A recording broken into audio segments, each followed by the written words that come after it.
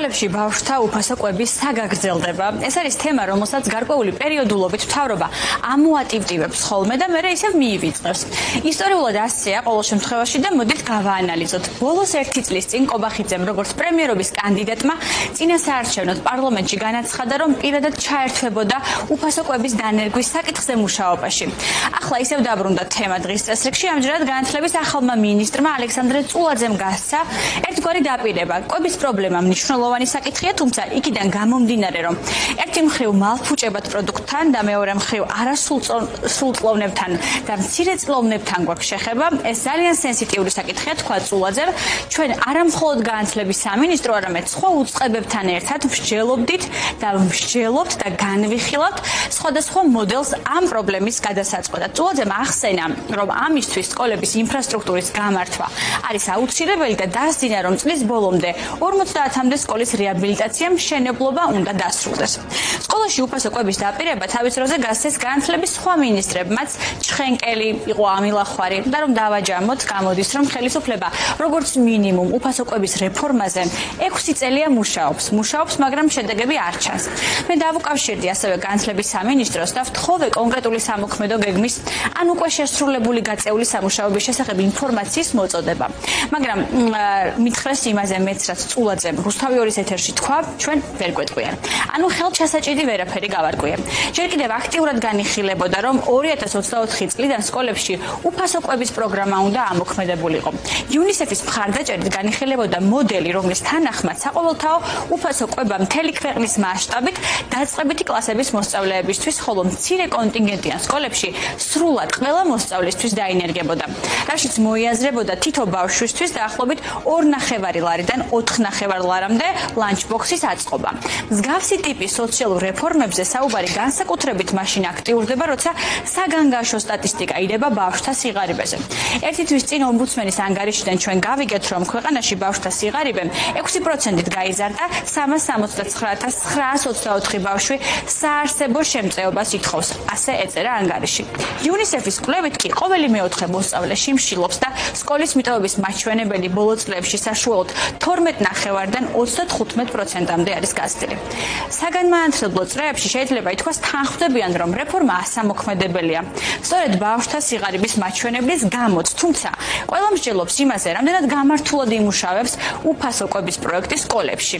მაშინ, როცა ერთი მხრივ სერიოზულ ლოგისტიკურ გამოწვევებს უკავშირდება, ხოლო მეორე მხრივ უმეტეს სკოლაში მართლა არ არის ინფრასტრუქტურა მოწყობილი და არც სანიტარულ ჰიგიენური ნორმებია დაცული. თუმცა, აქ კიდევ ერთი ფაქტორი შემოდის, რაც პოლიტიკურ ნებას უკავშირდება. ალბათ ყველაზე მთავარიც. ფაქტია 6 წელია არავის არ გამოუხატავს პოლიტიკური ნება რეფორმის ასამოქმედებლად და დიდწილად ბრალდება ხან ინფრასტრუქტურას, ხან სანიტარულ ჰიგიენურ პრობლემებს, რომელიც ვერადავერ აღმოიფხვრა ამ წლების განმავლობაში. ეს კი იმ ფონზე, როცა განათლების სამინისტროს ბიუჯეტი დაახლოებით 400 მილიონი ლარით 2.5 მილიონ ლარამდე გაიზარდა და სკოლის რეაბილიტაცია, რომელზეც ასე ბევრ საუბრობენ, ანუ მგრევა მშენებლობა წლობით იწელება. შესაძლოა სასკოლო კვება არის პოპულისტური და პროპაგანდისტული ინსტრუმენტი ხმების მოსაზიდად, ვიდრე რეალური რეფორმა და ამ თვალსაზრისით მხოლოდ ცალკეულ და ეპიზოდურ ინიციატივებს, რომელიც ბოლომდე დახვეწილი არ იყო, თუ გავიხსენებთ, ხო?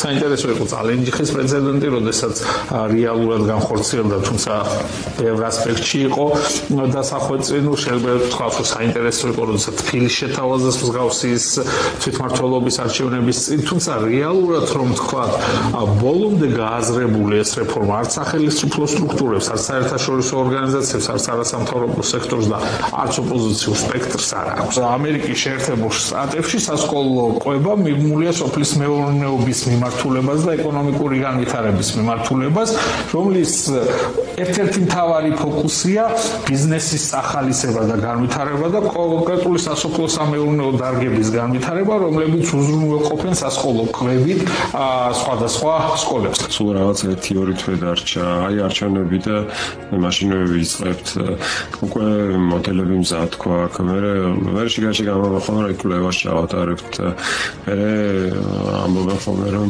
რაღაც შემოფერხებელი გარემოებები არსებობს, აი ბუფეტები არ არის ყველგან და ამიტომ ვერ დაიწყებენ ვერსად, ხო? ჩვენ რეალურად შეგვიძლია თქვათ, რომ ეს პროგრამა არ არის პრიორიტეტული ჩვენი მთავრობისთვის. ის რომ ბავშვი თავს კარგად გრძნობდეს სკოლაში, რომ სკოლა იყოს სოციალური მხარდაჭერის სისტემის ნაწილი, რომ მაგალითად რაღაც ბავშვის განვითარება იყოს მრავალმხრივი განვითარება იყოს პრიორიტეტი და არა მხოლოდ გონებრივი განვითარება, ეს რაც არ ჩანს სახელმწიფო პრიორიტეტებში. და ბოლოს, როდესაც ამ რეფორმის ამოქმედებაში UNICEF-იც იყო ჩართული, განსაკუთრებით კი კვლევის ნაწილში საუბრობ 2023 წელზე, საუბარი იყო, რომ პირველ ეტაპზე რეფორმა საჯარო სკოლის მხოლოდ დაწყებითი კლასის მოსწავლეებს და ასევე მცირე კონტინგენტიან მაღალმთიანი სოფლის სკოლის მოსწავლეებზე გავრცელებულიყო.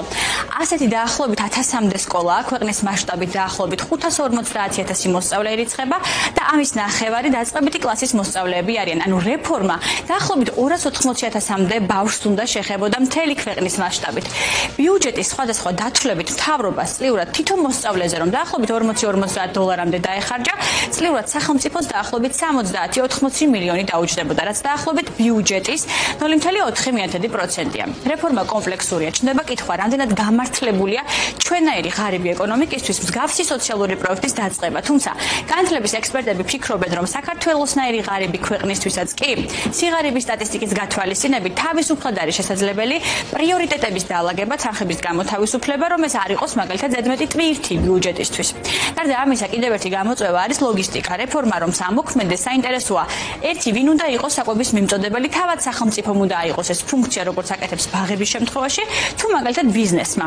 ან როგორ უზრუნველყოფენ მაღალმთიან სოფლებში და არა მარტო მანდ მალფუჭებადი პროდუქტის მიწოდებას. იქ სადაც ძნელად მისადგომი ადგილია და კვების ინფრასტრუქტურა გამართული არ არის. თავის დროზე, როცა ეგონათ მათ შორის UNICEF-შიც, რომ რეფორმა მალე ამოქმედებოდა და ბავშვები უფასო საჭმელს მიიღებდნენ, ამბობდნენ, რომ მთავარი გამოწვევა იყო ლოჯისტიკა და სწორედ ამ მიმართულებით მუშაობდნენ ბევრს. დღეს ორგანიზაციაში ამბობენ, რომ სამუშაო პროცესები დიდი ხანია გაჩერებულია. მოკლედ დამაიმედებელი ვერაფერი გითხარით.